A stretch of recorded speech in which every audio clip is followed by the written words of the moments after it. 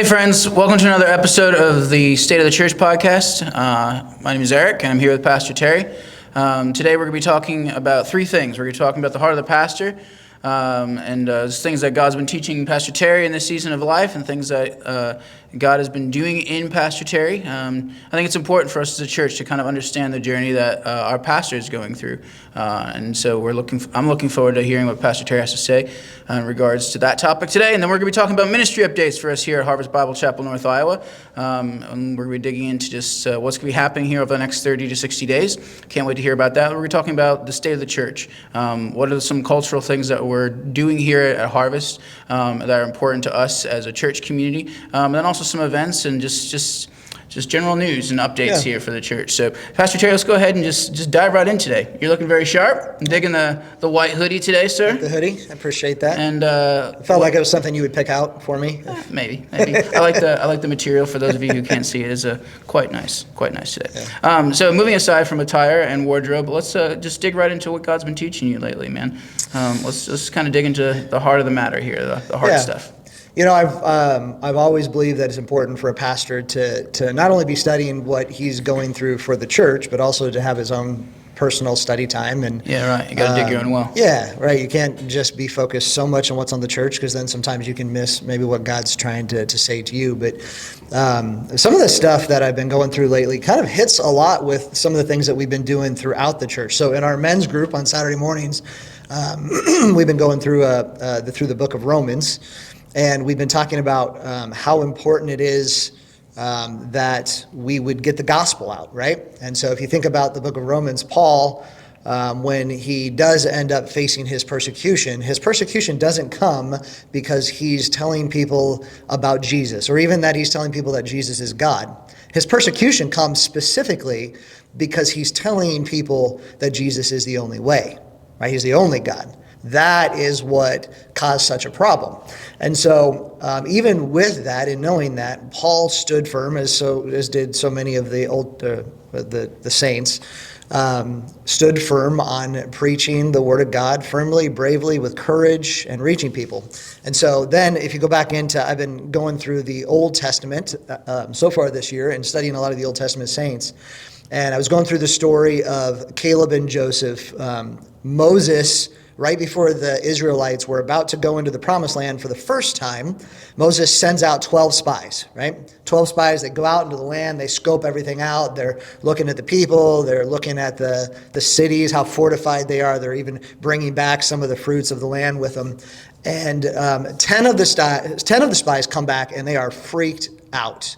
Like, there is absolutely no way that we can do this thing that you're telling us we have to do. But two of them, Joshua and Caleb, stood firm. And they're like, no. If God has given us this, like, he'll make it happen. He'll do the work for us. Now, unfortunately, if you know the story, the people don't respond, right? They almost kill Caleb and Joseph. If not for really God intervening, they probably would have been stoned to death. But it's such a reminder that, man, at Harvest, I don't know about you, but as a staff and as our elders and leaders, we really do believe that God has called us to have an impact on our community here in North Iowa for the gospel, for the good news of Jesus Christ, having a loving impact on our community. And so I believe that we have way more than just two solid spies here at Harvest Bible Chapel. And as we look at the work that God has given us to do, which is to love on our community, to spread the good news of Jesus Christ as Lord and Savior. I'm really excited about this year and the upcoming years, about what God is going to do in our community through us at Harvest. Now, hopefully we're not the only ones. Hopefully we have other churches that'll be faithful and be doing the same thing, because, where God can do anything, I think it would certainly be easier if we had other churches joining in and helping us reach the community. But just a bit of an encouragement that I've had lately of how much I believe that God can do in this community for his glory. That's great. Wonderful. Give us an update on Gretchen and the family, too. We haven't kind of talked about them in the past few podcasts, and so we'd love to get a little bit of an update and just what God's just kind of doing in you and the family as like your nuclear unit, I guess. Yeah. I mean, everything's been going well. We just got back from a little mini vacation of doing That's great. doing a wave pool and some slides, and then we went rock climbing not in Colorado, but up at the Mall of America. They have Let's like go. 44 different rock walls that you could climb, and Nice. so we had a blast with that. Yeah, there's some other things that are kind of upcoming, some changes in particular with maybe Kaylee and Gretchen doing some things together that I won't announce just yet. We don't want to put any pressure on, but Right. they're such an encouragement to me, and they're also so involved in the ministry in every aspect. I mean, Gretchen and the kids, they're all working in different Yeah, areas. that's right. And so- Toby's helping out with production stuff Yeah. now, and it's been Yeah. cool watching him kind of grow in different things as Leanne's well. So. serving with preschool, and Kaylee's leading our middle school girls, and Gretchen great. leading our women's group again. So That's great. seeing her be able to get back into things has been great. Wonderful. I love it. Yeah. Yeah, gifts from the Lord. Excited for what God's Yeah, doing in you absolutely. and your family, man. Yeah, thank you. Kind of moving along, let's talk a little bit about ministry updates here at Harvest. So we got a lot going on right now. This is Yeah. the start to a brand new year, brand new ministry year. And so with that, there's lots kind of going on in kids. There's lots going on in groups. There's lots going on just in general around the church, right? Yeah. And I feel like the more I look around, I'm seeing more and more people in here throughout the day. And I love being able to see just people in the house. And we'll talk more about that later. But let's just kind of talk a little bit about ministry updates. Let's start with our kids' ministries, because our kids' ministry is a foundational ministry for us here at Harvest. And so let's kind of talk a little bit about Yeah. what God's doing in our kids' ministry and just some updates here over the next 30 days. So kids ministry throughout March will continue on in the New Testament. Sundays and Wednesdays. Bible Builders, which meets on Wednesday nights in particular. That's right. They've got kind of a theme verse of Matthew 28:19, right, which is go and make disciples of all nations. And so their focus as they're going through the New Testament is kind of on that, right? What's it look like to make disciples? And Yeah, right. so they'll be going through the book of Ephesians and Philippians throughout March. They're learning and growing, and as someone who also helps work with the youth, just seeing the impact that Bible Builders has had on the kids that even come into the youth group.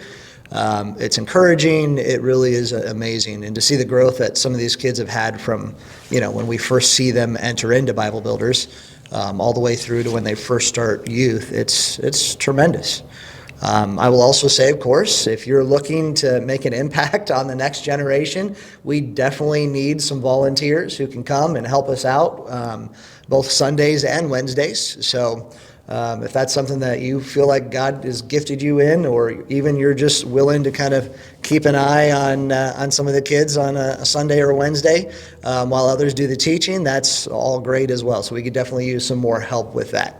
I love it. I love it. Yeah, I love coming in on a Sunday morning and seeing the amount of kids that we have in our kids ministry, but then also how many folks we have on Wednesday nights as well. So going into these student ministries, let's talk a little bit about student ministries right now. I know you're still involved with student ministries. I know Catherine's kind of been doing a lot of work with our students as well. And so maybe give us a little bit of update on what's going on our Harvest students and youth group side of things. Yeah. So, our helpers for youth would be myself and Catherine. Catherine leads our high school girls small group and is doing some teaching and some training and stuff as well.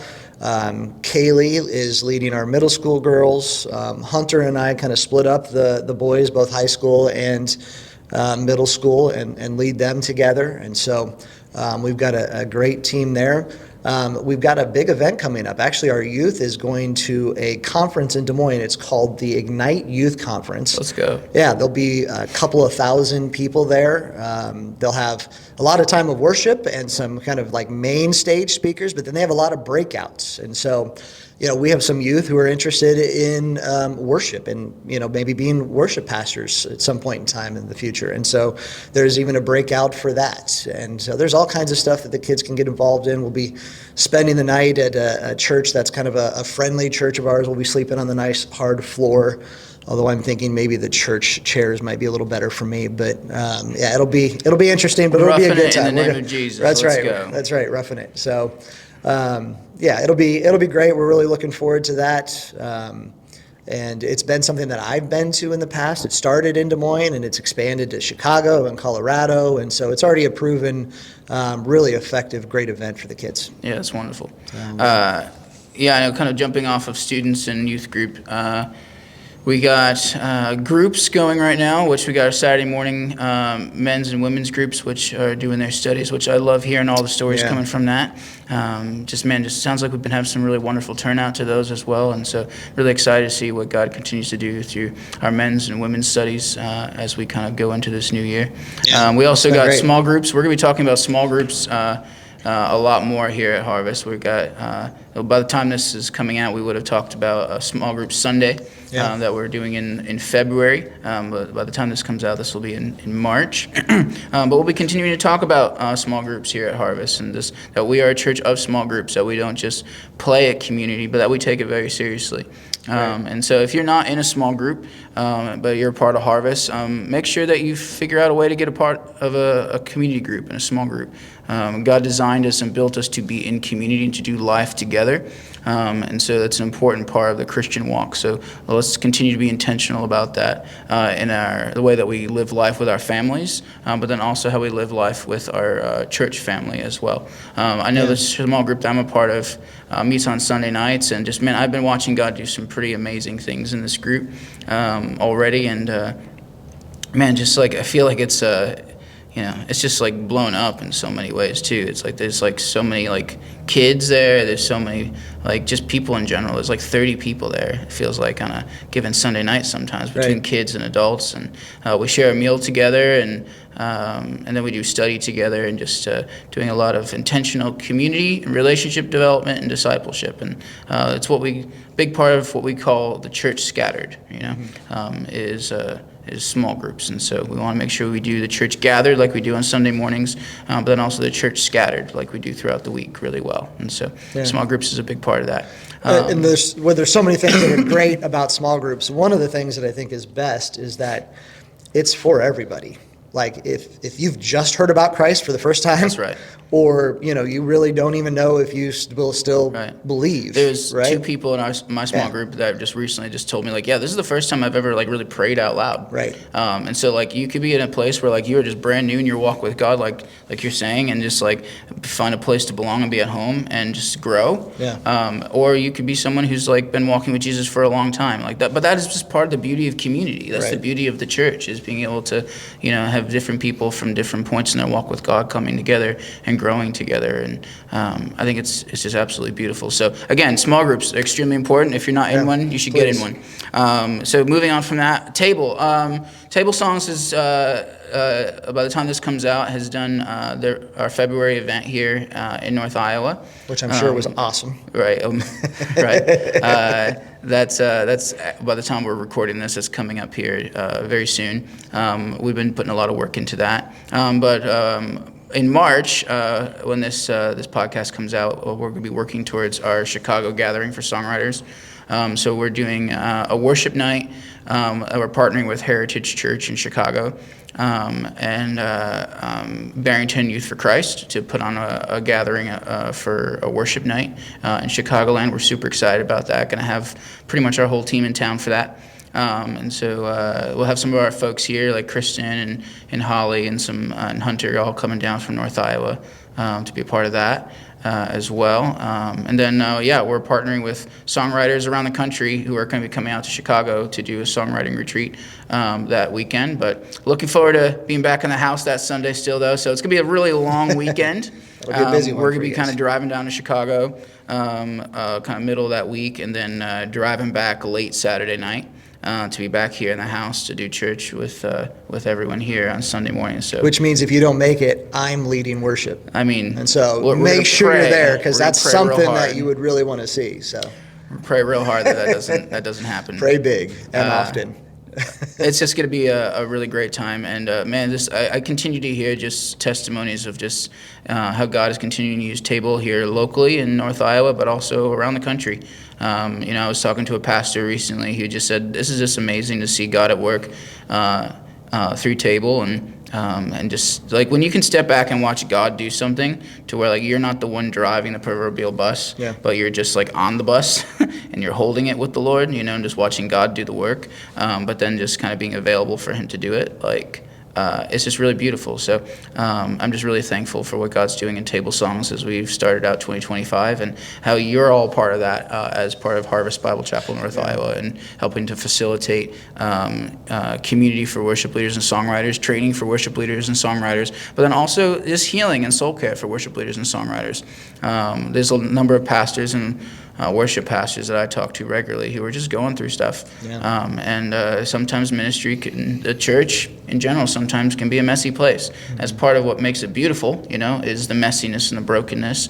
But also sometimes it can be hurtful and painful. And so, when we talk about community in small groups, like there's also the community aspect for those of us who are in ministry, like vocational ministry, there's guys out there who are just going through stuff that just need other worship pastors or pastors to walk next to them as they go through healing or transition or whatever hard season of life that they're going through. Because when you're in vocational ministry, you actually go through a lot of things that folks who aren't in vocational ministry don't go through. And so hard to understand. This is something that I've seen the Lord really do some beautiful work through, is this aspect of Table Songs and being able to come alongside other worship pastors and pastors around the U.S. And so thankful for that opportunity to serve in that way. So that's coming up in March. We'll be in Chicago serving worship leaders and songwriters and just leading worship and doing a gathering in Chicagoland. So it'll be good to be back there and maybe get some Chicago pizza or something while we're back in town. We have that here too. I'm just not sure it's as original. It's not quite the as same. back there. It's just not the same. I'm looking forward to those too. They'll get the team together, bring everybody through, and get to see everybody again. So we've got a great bunch that serves in that. That's right. So I'm looking forward to when they're here and everybody being able to get back together in Chicago. So it'll be a great time. So definitely we'll cover your prayers for that as we kind of get ready for it, and that the Lord will just be glorified, and that people be encouraged and equipped to go and do the work in their own communities, and it's just an all-around great time. And be praying for all of our people. We talk about kind of these ministries most of the time when we talk, because those are the ones that kind of impact the most people. Yeah, sure. But even in that, all the volunteers that serve for Bible Builders, those guys are doing such an awesome job with all those kids. We didn't even name all of them. And and there's so many folks in Bible Builders that are just like I just think of Bible Builders because we're talking about it, but they're playing I'll call it double duty, right? They're just doing they're not just doing let's say Wednesday night Bible Builders, but they're also serving in production on Sunday morning, or in kids on Sunday morning, or in something else. And it's helping plan events. And so I just think of the Jordans right now who they help out on Wednesday nights, but then they're here Thursdays for a lot of Thursdays for worship rehearsal, and then Sunday mornings for church and serving. So I just look at folks like them who are just playing double duty, I'll call it, right? And it's I can only imagine the face of God when he thinks of them, and just wow, that just blesses my heart, the way you just pour yourself out for me, as this is my offering of worship, just to, just give my time and to spend time in the house and loving people. So I think that's great. And other areas, our cleaning crew that comes in on Fridays. Yeah, that's right. Our deacons that serve. There's so many different areas where people are such a blessing to the church. And so thank you to all of that. And of course, we'll have a Volunteer Appreciation Day coming up here in the near future. It's coming up in April. So we'll talk more about that later. Right. Actually, we can mention it now, because by the time the next episode comes out for April, we would have probably already had our Volunteer Appreciation Night. So yes, Volunteer Appreciation Night will be April 5th. Saturday, April 5th. So mark your calendars for that. I know Catherine and some of our other leaders will be kind of putting out more information about that here soon. But just kind of, if you're listening to this right now and you want to mark your calendar, go ahead and mark your calendar. So, Pastor Terry, any other ministry updates? I know we've kind of rambled a little bit and gone down some rabbit trails today, but I just want to kind of bring us back here. Yeah, I think that's good for ministry updates for now.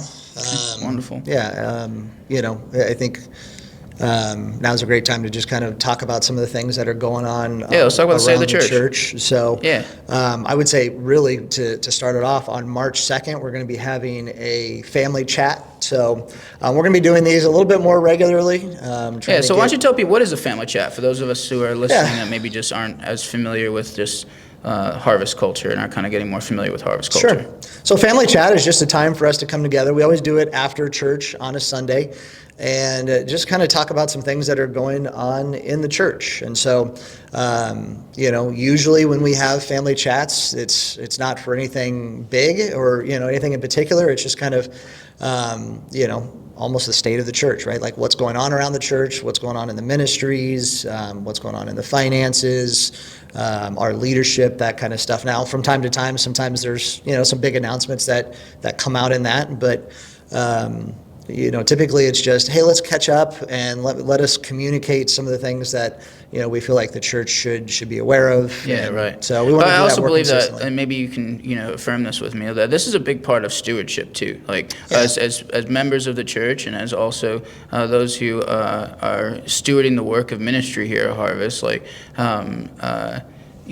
coming to these is it's not just like, oh, it's like a fun thing to do. Like, this is Right. more like, hey, this is something that like where we are communicating to our church family kind of what God is doing, but then together, collectively, we get to steward all of this together as we continue to go forward. And so family chats are, they're not just something to take flippantly, perhaps, but something that I would encourage our church family to take perhaps with a level of gravity, to like kind of make time in their schedule to actually come and be a part of. That means maybe staying for an extra 30 minutes on that particular Sunday to come and just be a part of the conversation of what God's doing in our house, because God is working in and through us here at Harvest, and all of us make up Harvest Bible Chapel. Right. And so just like, you'd want to know what's going on in your family at home. Exactly. Let's Yeah. all be a part of the church family together and take care of the things in the house together. Would you agree with that? Absolutely. So please plan for that because, the ministry doesn't just fall on the staff or the elders.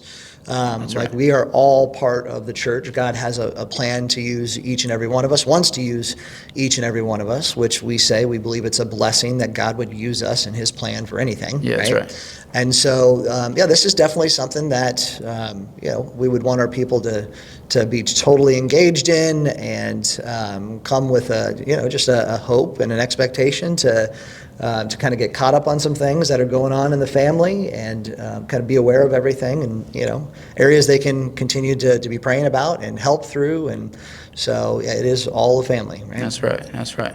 Yeah, I mean, it's part of our culture too. We want, like, we joke around a lot about like how I talk about culture all the time. Like I like to joke around and say like, I'm gonna make T-shirts for everyone, and it's gonna have their catchphrase Right. on it, right? And so, Terry, you kind of said the other day like, culture would be like my catchword if I was to have it on a T-shirt. But culture, I believe everything rises and falls on culture, and culture is what you celebrate and what you allow. And so like you have a culture for yourself, I have a culture for myself. Your family has a culture in your house. I have a culture at home, the things that I celebrate and the things I allow in my life and my home, right? And the same thing here at church. The things that we celebrate are not always the same things that we allow. And so we need to always be taking inventory of those two and how they align with each other. Yeah, right? it takes intentionality. Correct. I think that might be my catchword, by the way. Intentionality. There you go. All right. But one of the things that I've been thinking a lot about in regards to like intentionality and in regards to culture has been a lot of people, have heard me say the term, bless the heart of God. Like our first job as a worship leader, my first job as a worship leader is to bless the heart of God in secret, I like to say.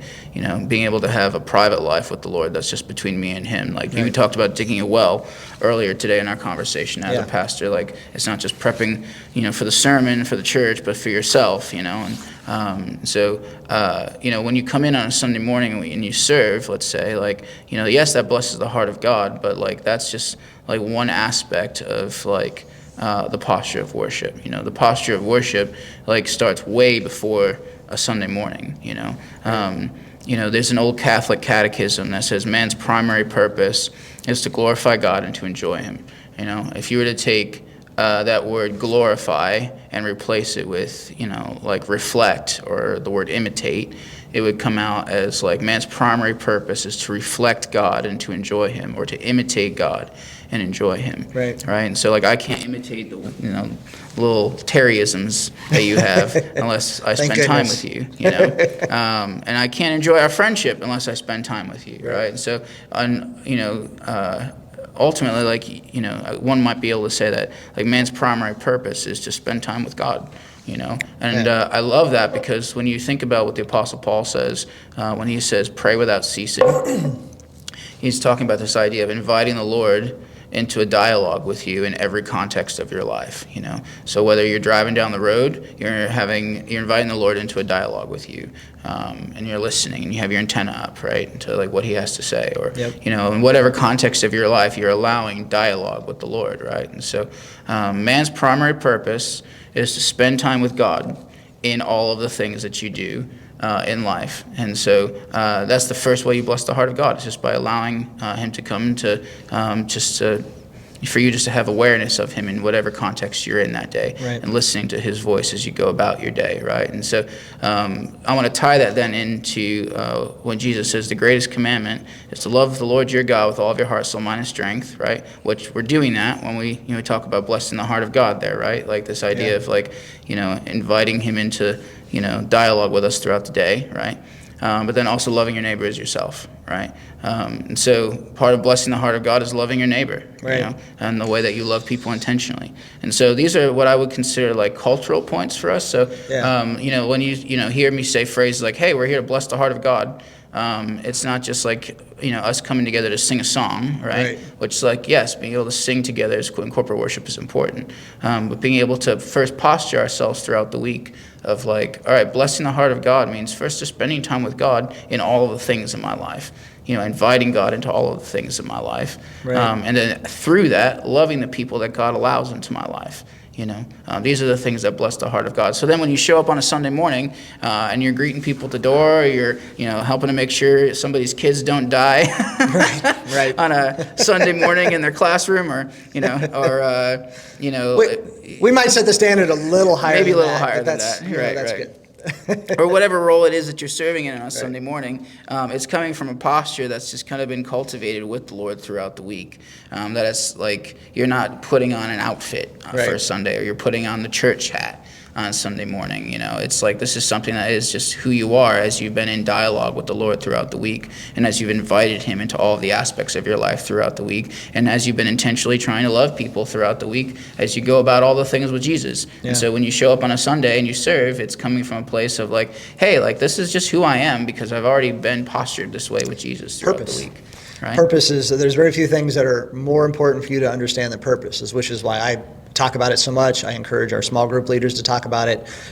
We were talking about it again in group on Saturday morning at the men's group. That's what our logo represents, right? Everything we do is to be done with the intention of glorifying God. Yeah, and so all of that. And so, again, I've said this before, but, just as an example, if you have a toaster that doesn't make toast, what would you call that? You would call it broken. Right? And that's the purpose of a toaster, is to make toast. If it doesn't do it, it's broken. And it's the same thing for us as Christ followers. Our purpose is to glorify God in everything that we do, right?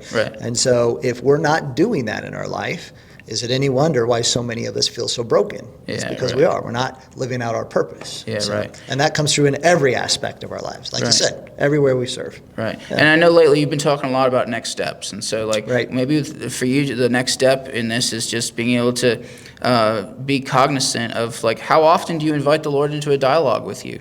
Like honestly, if it's just like you walking down, not walking, maybe you're walking down the street, I don't know. If you're driving to work in the morning, or you're going through, Cabin Coffee, or if you're going through Scooters or Starbucks or whatever on your way to work, and like, all right, Lord, like we're starting a new day.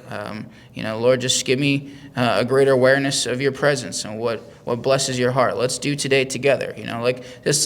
Praying and inviting the Lord into your day doesn't have to be some mystical, complex thing. It's just it's a dialogue with the Lord, and just sharing where you're at. And so maybe that's your next step, or like maybe Terry, I don't know if you have any other thoughts of just talking about some next steps here as we kind of go into March. Yeah, well, as we're going through, we're still going through our series, The Real Deal, through the book of James.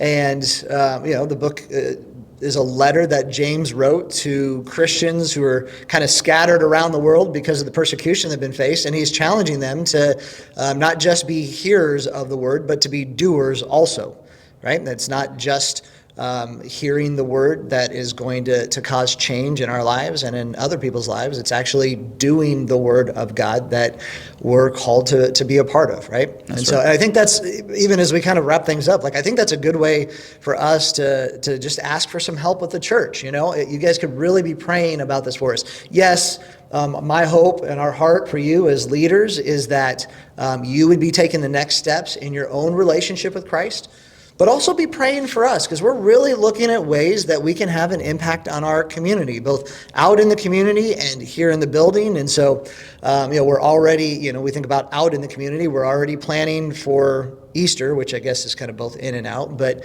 we're planning for Easter, we're planning for Party in the Park coming up, we're planning for the 4th of July, but we would love to find other things that we can do out in the community that would really have an impact on people's lives, show the love of Christ to our community, and reach people with the good news of Jesus Christ. Yeah. And so please even be using our space, Yeah. We've been having conversations with like some homeschool groups and things Right. like that about like being able to like have them come in and be using the space. One of the dreams that I've always had, and I know you've had some of your own dreams with the space, is like to be a church that has like the community involved in it, like every day. Right. That every day there's something from the community happening in our building, And that's that in part.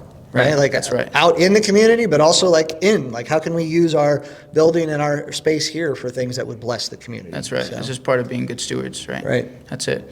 Yeah. Absolutely. Any other thoughts, Pastor Terry, as we wrap up for the day here?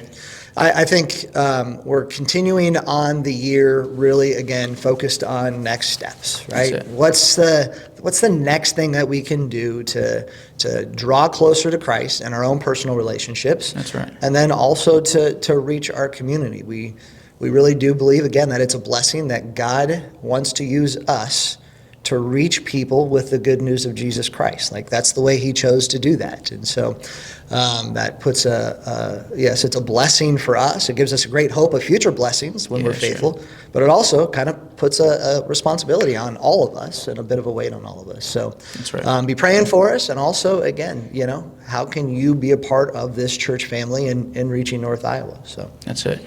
Thank you guys for joining us again for another episode of the State of the Church podcast. God is at work in our house, folks, and I'm so thrilled to be a part of that work with our Heavenly Father, but also with you. So just thank you for just being a part of our church family. If you do have any questions about anything, feel free to reach out to the church office, whether it be Pastor Terry or myself or Catherine, and we'd love to be able to help you get incorporated into community more as we continue to go down the road together. Remember, as always, you are loved, and we'll see you in the next episode. Thanks.